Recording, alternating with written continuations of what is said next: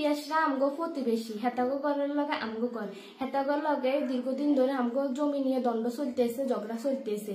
এক পর্যায়ে এই জমি লই এই বিষয় লই তারা আমাদেরকে বিভিন্ন বিষয় নিয়ে আমাদেরকে কটু কথা বলে, আমগোর লগে ঝগড়া করে, গায়ে পড়ে ঝগড়া করে।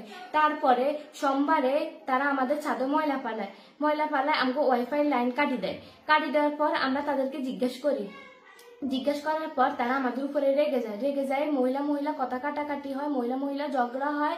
তারপরে সোমবারে রাত 8টায় ফাহিম পিয়াস তারা আমাদের ঘরে ঢুকি আমাকে আর আমার আম্মুকে মারধর করার পর আমরা স্বাস্থ্য কমপ্লেক্সে যাই, আমরা চিকিৎসা নেওয়ার পর পিয়াস আমাদেরকে হুমকি দেয়, সে নাকি সম্মানায়ক, তার কোনো ক্ষতি আমরা করতে পারবো না, সে সম্মানায়ক একজন, আমরা তার ক্ষতি করতে পারবো না, সে আমাদেরকে হুমকি দেয়। আমরা এটা সুস্থ বিচার চাই।